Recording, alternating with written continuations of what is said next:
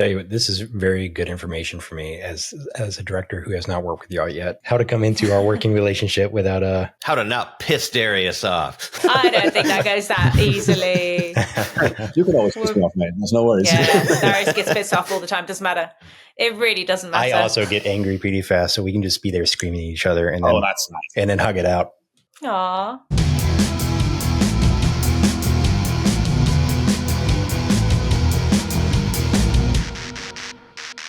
Hey, everybody. Welcome back to another episode of Deep Dark Well. Today, we are joined by musicians and composers Darius Timmer and Tessa Rose Jackson. Guys, welcome to the show. Thanks for being on. Hi. Hi. Yeah, thanks for making me wake up early today. Yes, it is 9 o'clock, and these guys are in the future, 6 hours ahead of us in London. Yeah, it's 2:15 here.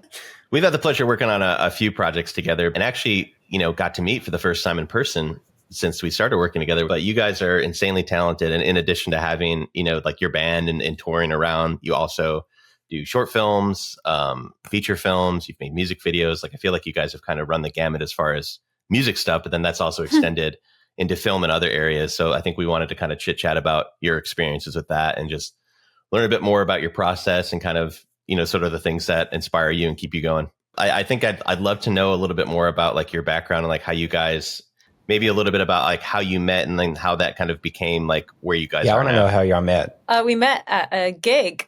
I needed a keyboard player for a gig. And someone gave me a very long list of names and I didn't want to call them all because I was a teenager. And then I thought, Darius, that's a fun name. I'll call that guy. And the rest is history because we worked together. We were also a couple. So that's kind of how it all developed. And I think at the beginning we had quite separate journeys, musical journeys, because we sort of, how everyone says, don't work with your partner. So we took that quite seriously, I think, at the beginning. Well, that's not true. Darius always played in my band. But definitely with composition stuff, I worked in advertising for about 10, 12 years as a composer and producer. We both studied music. We studied pop at the conservatoire in Amsterdam. And then it's been since like COVID times, I think, that we started collaborating more on composition stuff and really focusing on film and TV over, in my case, advertising, in Darius's case, podcast. Because Darius, do you want to say a little bit about sort of your journey that's been slightly different than mine? Yeah, we both went to the conservatoire. I guess that's sort of a nice starting point rather than going over my whole history as a kid. You started writing for television and stuff at like 17 or something ridiculous. So that was like really early on for you. I think I came in a bit later, mostly because a friend of mine, his brother, was doing film school and he sort of like last minute needed some film music because the guy he was working with dropped out of school or whatever. I can't remember. Anyway, it needed to happen like that week. And I made some music and he asked me to do the next film, a documentary. And then from that, the old saying, work begets work. So I guess that's sort of everybody that worked in that film branched out into all kinds of different things. And that kind of, some branched out into podcasts, some into documentaries, some into like TV stuff. So we decided to go to London because you knew you had family there and stuff. That's a city where loads of things happen. Jobs come in and people hear about the jobs and then they're like, maybe actually it's been nice if you do this. And it cascaded into, I feel like after 10 years of trying, all of a sudden, some feature films. I mean, some of these things, you never really know how they pan out, do you? You do something and like 5 years later, something happens. Or you cold email 500 people that make short films and only Jason answers. I mean, these things are just random. Wait, you emailed 500 other people? Oh, called Jason. Dear Jason. I like that you got your start because of your name. All I can say is thanks, Mom. It's just like those little moments that would change the trajectory of your life. I have a buddy named Kevin, and when we moved to Texas, he was cold calling everybody to try to find a job. And he got an interview at an editing house because his name was Kevin Ray. And they thought he was a different Kevin Ray that they knew from another job. Obviously he wasn't, but he got the interview and then he got the job based on that. And then his career in that city took off just because no one calls me because my name's Joshua.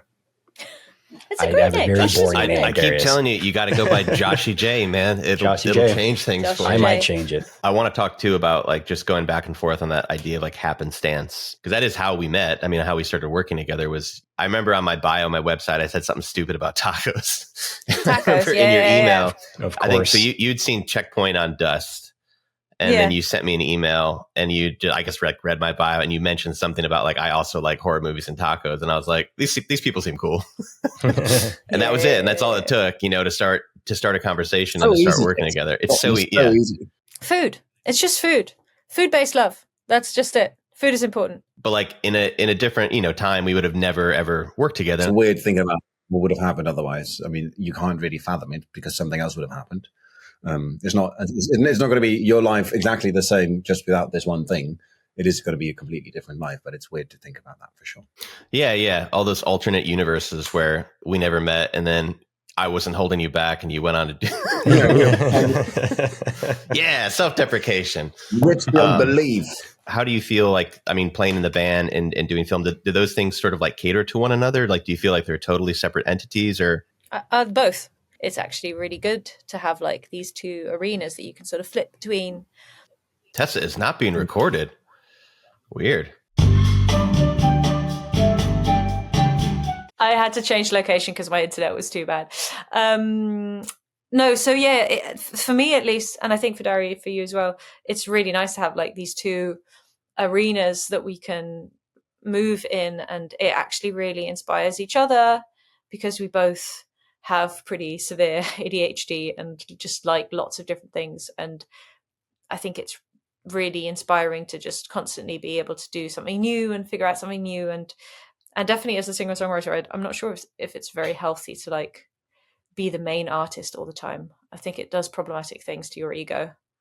And I quite like sort of the different roles that I can take. Like sometimes it's quite a modest role, and then sometimes it's about getting someone else's vision to completion instead of your own vision, and I think that's quite healthy to do sometimes. Yeah, having that shift of perspective, I would imagine. Like, even just getting to like edit like Josh's films, like where it's like, I always edit my own stuff, but then getting to edit somebody else's, where it's like you're trying to honor like their vision and like their ideas.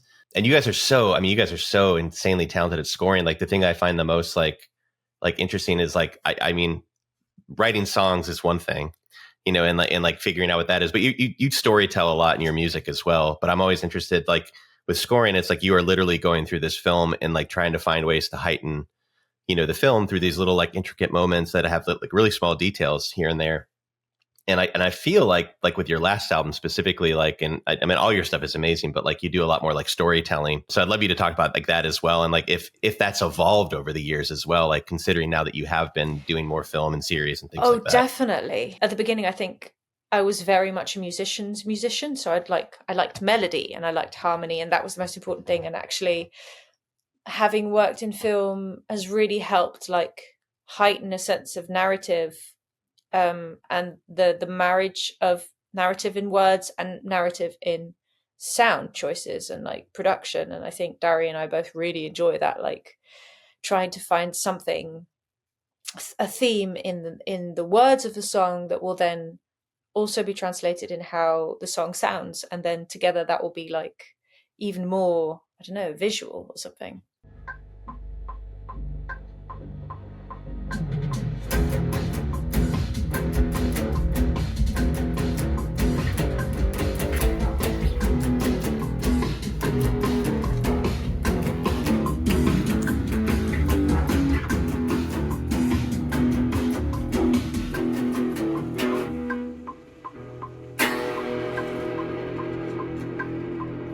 For me, it might be a grass is greener kind of thing, but I actually think writing a song is much harder than writing score. But maybe that's because I've been writing sort of instrumental music forever, because I'm not a songwriter. We did write lots of songs on the album together, and I've grown to be able to write a song with Tess because that's what we do. But obviously, the sort of the ease with which you can kind of concoct a story and a melody and sort of something that sticks and has this sort of word-driven narrative that we can sort of, I always feel like that's a sort of reaction. If you give me an image of a monster, I can go like maybe several different ways, but not a million different ways. It could be, let's be wild and say 10 different ways, but at least there's sort of like and also you're probably going to say, this is actually a kid's film. The monster's not supposed to be scary. Fine. So we need to have a non-scary monster. These are already words that tell me something. I think the hardest thing is to sit down and be like, what are we doing? And I think sometimes I get stuck especially if it's instrumental music, I'm always wondering, like, why am I writing this? Like, what am I doing? What's the goal of the music? What story am I telling? And what goal am I trying to reach as a composer? So to me, it's always very nice. And it's always been sort of, I've always seen sort of reacting to something as a strength, as a producer strength in a way, I guess, sort of like taking an idea and being like, you know what we should do with this idea? This could be great to do with this idea. And I'm not saying I don't have sort of like first ideas myself ever. It's more that I think being in the band or writing with Tess, for me, the role can at times be similar when I, for instance, react to like, okay, you've written a song and we can go produce it together, or I could just play my piano part. But the biggest difference would be that if we're writing the band from scratch, that would be from scratch. Whereas in a film, there was always going to be an external person having an opinion, an assignment, and some kind of either visual cue or a story, like a screenplay, something to react to. So I think that to me is the biggest difference. And that's also where, like, whenever I don't like a film job or a scoring job, or when I think it's really tough, it's when the direction is either non-existent or doesn't really make sense, or isn't really well explained, or they say something, you do it, and they're like, well, that's not what I meant. And there's like, the communication is wrong, or they doubt all the things they say all the time. So there's no clear cut, like they're just kind of going left and right and left and right. I think that makes it hard as a film composer. And that is, I guess, in a way, you can see yourself doing that when you write a song. So when you try to sit down and write a song, all of a sudden you're the person going, nah, I don't, and you realize how hard it is to kind of give clear directions, even to yourself. So I think I always admire the ability from Tess that, like, I guess it's your comfort zone. Like if you're sad, or if you're like bored, or if you're like angry, whatever, you're like, fuck it, I'm going to write a song today, which is to be like the scariest thing. I'm like, what the hell? They're two different sonic worlds anyway, because the band has their sound. And I agree with you. The new album has a certain development. It's a way more mature, and it feels very much like a sort of, this is what has always been leading up to kind of moment, without tooting our own horn too much. It just feels very cathartic, and we're really happy that this is sort of an amalgamate of all the different styles we've tried out in our past. And this feels right. It feels like we finally found the balance of how much intimacy, but also like the cinematic background, and like it kind of is blending together in a really nice way. That has definitely been a story on its own, and it's a different story than our sort of writing for film story. So obviously, with age and years, you learn tricks and you learn how to react to people. Just as you learn to write songs and kind of direct your emotions into whatever sound or song you want to make. You also learn to direct other people's emotions into what sounds they might want to hear. So that is similar in a sense, but also I feel like at the base of it is a very core difference in either being the boss or not. That's how I experience it. Tell you what, this is very good information for me as a director who has not worked with y'all yet. How to come into our working relationship without how to not piss Darius off. Darius off. I don't think that goes that easily. You can always piss me off, mate. There's no worries. Yeah, sure. Darius gets pissed off all the time. Doesn't matter. It really doesn't matter. I also get angry pretty fast, so we can just be there screaming at each other and then, that's nice. And then hug it out. Good. Well, I mean, you guys have also worked in the commercial world as well. Like I work in the commercial world, and I think like the biggest thing that's helpful is exactly what you said, is having some sense of direction or like actionable, things that you can take and use. And I feel like that goes with anything, like, on set, like directing somebody, like that, giving them something that, they can actually use, that is like an easily, accessible thing. And I'm curious, I mean, if I can brag on you guys for a minute, I mean, I feel like with the stuff you've scored, so you've scored 3 of our films so far: Reclaimers, Tapestry, and To Hell With You, and you're about to score 3 more. And I think one thing that I've instantly was impressed by, and I love telling the story, is because we had just connected after, you'd reached out, and Reclaimers was the first thing you'd worked on, and you guys had sent me, we had like a brief conversation before, and I think I left some notes, but it was pretty minimal. And then I remember you sent me the music on like a Sunday morning, or it was Sunday morning for me, and I like was out drinking coffee with Megan on our porch. Like, they sent a score, I gotta go listen to it.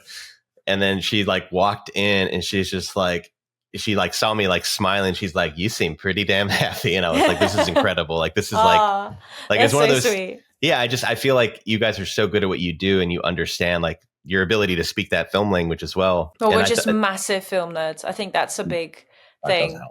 I always think there's one funny thing about being a film composer, in that I am a film composer, but some of my favorite films have no music or very, very little music. And I think that's got to do with the really appreciating the power of music and also the power of no music and not like space. I think that's like a big thing when musicians start in film music. A lot of people do too much. And it's all about like punctuation and the flow of a scene. And Darius, I mean, I'm even more intense than Darius about this. Like, I have the film on all the time when I'm composing, even when I'm editing a cue. And it drives Darius a little bit crazy sometimes because I'm like, can you turn the image up? But it's because like the audio. I'm like, what? I know film. And for me, it's like the rhythm of the way it's edited and the head movements of the people or whatever. Like, it's all rhythm and it's all so important and informative to how the music should move. And like I said, I'm quite extreme in that. I'm not saying that that's necessarily the best way to work because I think I lose quite a lot of time. No, but you do hear these stories of like working with other editors and stuff. There's loads of stories of composers being like, how dare you cut like 10 seconds of my music or that? And I'm like, you do realize you're writing music for someone else, right? Yeah. And also that's happening. So if the scene is different, the music should be different. At the very least, that's the core principle. I don't care how you write it or whatever, but there are loads of people that just write like full-on symphonies. Again, I'm quite impressed by the fact that they can kind of come up with these ideas and kind of imagine Jurassic Park, write this whole symphony and be like, there you go. I hope it fits the thing. And Spielberg had to lengthen a scene just to make the thing work for E.T. I'm like, I would never, like, that's very far from what I would do. That being said, I do occasionally turn off because I've seen the scene a million times. I need to listen for a second to be like, does this make sense? So that's me versus Tess. But you do hear these stories of composers being sort of a dick about a lot of things. I'm like, why would you like? And I would never think of doing that. But I left and right, people are telling me like, oh, you're so nice to work with because you don't get grumpy the minute I ask for the change in the music. I'm like, whole point, because if I didn't want somebody to change my music, I would just release my own music under my own name. Sure. Has there ever been a point where you've gone to a director and said, hey, this is what I have, but it doesn't quite work with the edit? Like, is there a moment that you fought for the music over the edit? Yeah, I think so. Within reason. Yeah, within reason, or like explain. If we felt like the edit could really do with an improvement, like I wouldn't say that just because the music will not hit the right beat. But if I'm noticing like, hey, this scene needs to feel more tense and I'm trying to do that with the music, but I feel like you need to also do that a little bit with the edit, then I would say it. But if it was just a question of, oh, I have this melody and I want it to play out, I wouldn't. The same in mix. Like if you're in mix for the film in post-production and the guy fades out your thing a bit earlier, you can't go like, well, it should be louder because that's the end of the song. It's like, that's not how a mix of a film works. So it's not minutiae. It's more like we're all trying to recreate this certain type of feeling. And I feel like I'm having trouble getting that feeling from this shot with this type of music that works really well with the rest of the scene. Is there a way we can I think we could stay on the eyes and then, if we prolong the note, you try to sort of make a suggestion as to why your music could be. Sometimes the music also changes their minds. Like they have a temp track and it doesn't really work. And you give them something new and they're like, actually, you know what we should do? We should lengthen this shot because it works really well with the music you made. So that's sort of like, hopefully in a good sort of a team and in a good production, there's room for that time. Most of all, that's always the most important thing. And there's like the sort of the personal connection that you feel the freedom to say things like that to each other because you're equals in a way. I think this is my favorite part about filmmaking is the collaboration process with everybody. Most times we're alone in a room writing words on a page and it's just one person, one piece of paper, and you have a vision. But as soon as you start pulling other people into the process, like that vision just kind of grows and expands if you're doing it right. Have you had a moment, Jason, where you're like, F collaboration, I want to do everything myself? Oh, you do it all yourself. Not on a film set where that's the only reason it gets made. Yeah. I'm curious a little bit more about like your process too. Like, let's say we've had a conversation. Let's use the film that we just talked about with Dag Nabbit. You know, like having these initial conversations a little bit, you know, Darius talking about like tone and sort of like what we're going for and this and that. Like, where do you go from there as far as, I mean, there's, like you said, there's like sometimes 100 different ways in terms of like, oh, I could use this synth or I could use this sound, or, you know, we could start like, where do you feel like you start to narrow down some of these bigger picture ideas into something that actually ends up, you know, being that sound file? I Is that a loaded question? that was such a dramatic pause and silence. Like, I feel like Darius has a delay. I think the minute you see a film, you narrow down like 90% of what you think, and then you talk to the and you narrow it down another 90%, and then sort of so lots of steps have been sort of made already by the time you even get to making any music. To me, within a certain idea, at least, to me, it really helps to just start, and every idea is good. And then this is if I'm all by myself, I'd like to do way too much and strip down, just kind of go free flowing for an hour and like build this ginormous wall of music and be like, okay, that's all the ideas I had. This is probably like 10 different cues all at the same time. And at least I've touched everything. And sort of, otherwise I'll just be sat there behind my desk thinking a long time. I do that too. There are moments where I'm sitting down and thinking. But if you give me a scene, I'm just going to try and go for it. And then if there's no scene, because it's based on a script, or if it's like, you bring us some temp because we're going to go edit, and then that's very different. Then I would sit down and think for a very long time and try to visualize the way it would be and then react to that. But I would have to sort of construct what I think works. And then once I do have something, to me, it's like, okay, now we have this motif or an idea or a sound. Let's try to incorporate this into the whole film, or like 10 cues or whatever, and see how far we can take whatever it is that is usually a very early idea makes it into the film, because it's sort of like the first reaction I think is very gold. And then you can expand on that and sort of try to make sure that the same 3 chords happen everywhere in slow motion and reverse or whatever. That's sort of the compositional part of it. The first spark to me. I feel like in a way, Tess, I mean, you might even be more extreme. You're like, if you have an idea during the talk, you'd be like, shut up, grab the guitar and just play, because that's the moment. You're like, it's hitting me now, so I need to record this now. I've started like recording feedback sessions, because it's really frustrating when I'll have an idea in the moment, and then I'll like try and focus on the conversation, but also like try and not lose the idea in my head. And now I can just sort of like sing a little bit, and I'm like, I know that's going to be, I'll have that for later, because it's happened a few times and I really lose time on it, because I believe very much I'm really reactive, and there is a sort of spark that happens that often you can rekindle it, sometimes you can't, and that is really frustrating. With film specifically, I feel like as I've grown older and made more films and had the chance to kind of grow as a filmmaker, I feel like I trust my gut more than I used to. Yeah. I think it was Rob Zemeckis that said like some quote. The quote was something along the lines of like always trust your gut. Don't let your intellect try to lie to you. And I've always thought that was interesting, because like what you're saying, Darius, too, like sometimes it is like you get into this mode on set too, where you're like, oh, the last takes are the best takes. But sometimes the very first take is the best take. And everything after that is so true. Yeah. When I record other people or record myself, I'm a very strong believer in first takes. Like, even to a point where it annoys some people, and it might actually not be true. I still think there's even if it's not the best take, it might be the most magical take, if you know what I mean. Sure. Sometimes this could be the most technical take, but there's something very sort of naive and sort of still sort of you're reacting like in the moment, because you might still be slightly unsure as what's going to happen. And then you have to rely on your sort of like, okay, that's the note you're going to play. Oh, that's the thing you're going to sing. This is the way I'm going to do it. And there's no way to prepare, really, even though there's no way to prepare yourself for the moment of recording. And I am a strong believer in first takes are always magic. I'd be surprised to have like famous albums, just first takes of everything. See what that would sound like. I would not be surprised. And I think some albums would be, I mean, I wouldn't say better. I think they would sound crap. I mean, you're very different, but I'm a very strong believer in I think you're letting your intellect get in the way of a good idea. Have you ever nailed as like this last album, for example, like was there any songs on there that were first take where you're just like, we're good? No.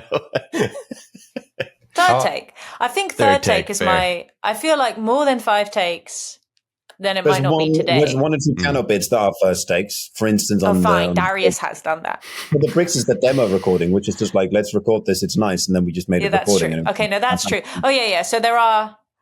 Yeah. Okay. Fair enough. There are some. There are some. Got her. It's not a very good recording with a band because it might be the best first take for the drums. But if you're recording drums, bass, and guitar together, and the guitar and the bassist made a mistake, you start doing more takes, and it's also about like the consensus of it being the best take for everybody involved, etc. So there's always that too.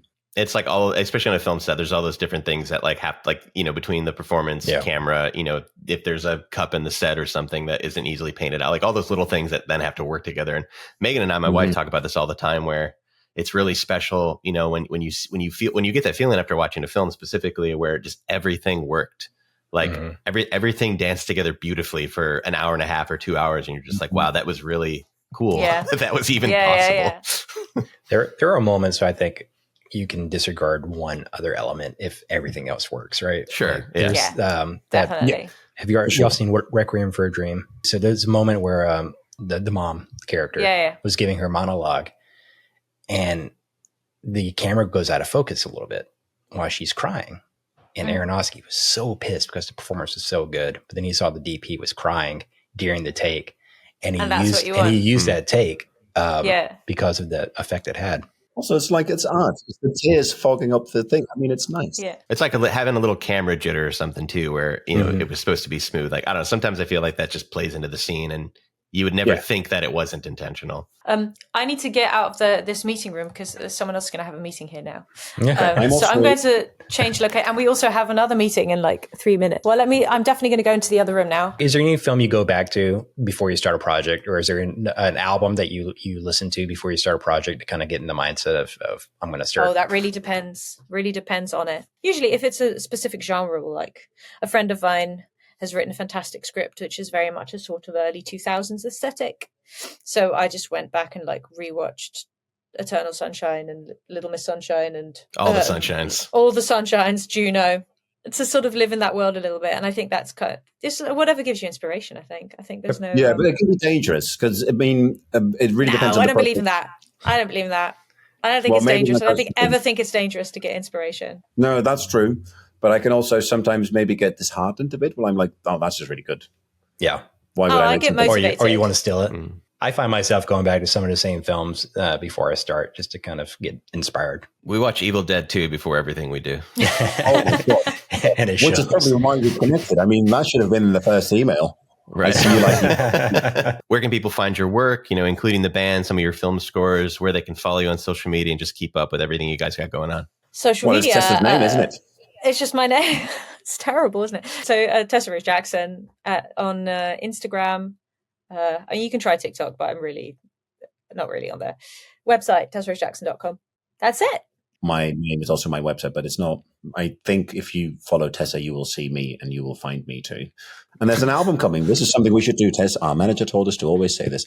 We have the album we've been talking about and that you've listened to, Jason, because we sent you a link, but that's coming out end of January. And it's incredible. This podcast will probably come out after the album, so you should talk about it in the past tense as if it came out. It is out. The album is out. It's called The Lighthouse, and it's an album about death, but mostly it's about life. And it's sort of, I don't know, it's sort of my exploration about how I feel about mortality and the fear around it sometimes, but also like the embracing of getting older and the weird twists and turns that life can take.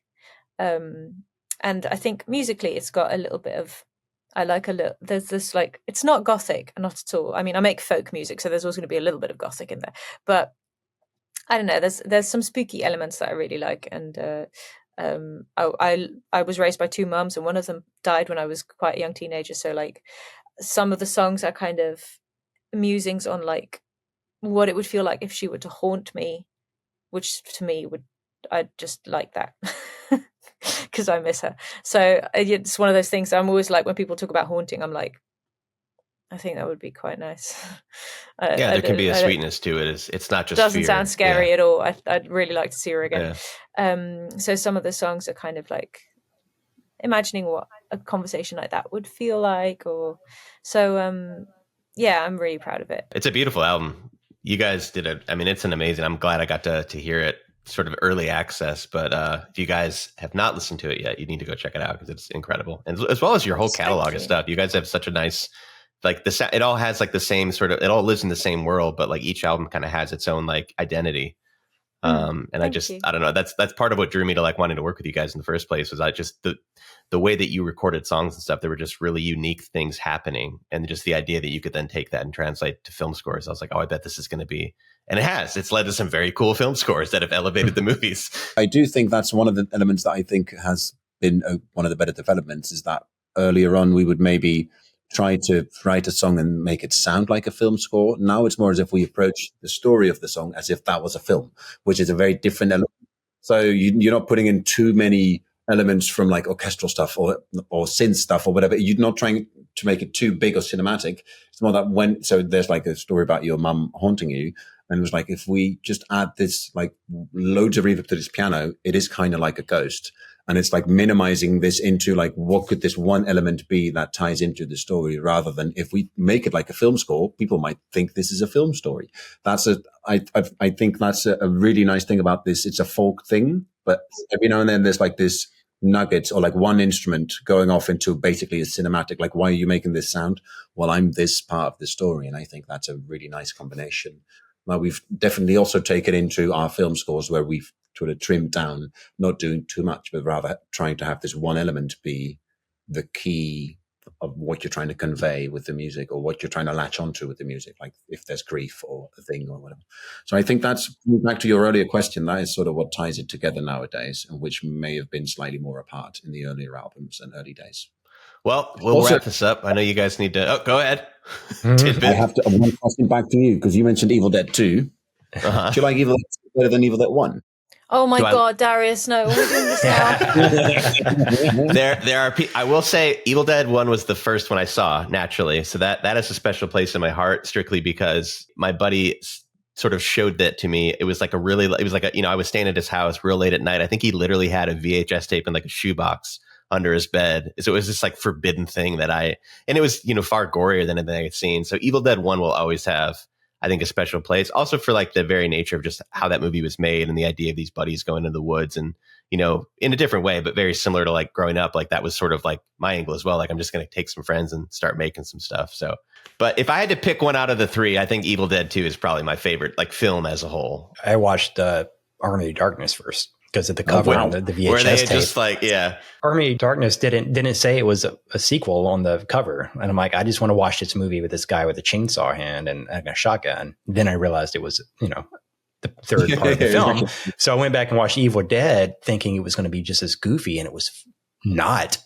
No. And I was not in the right headspace for it. But I think Evil Dead 1's probably my go-to. Back to my first take thing, I think the first one has a charm that is unparalleled. It was definitely the better movie, but is it the better film? I don't know. All right, thank you guys. It's a pleasure as always. Always Absolutely. A pleasure. Thank you. We hope to continue working together, and we'll talk soon. Hell yeah. Hell yeah. Sure. All right, thanks. Bye.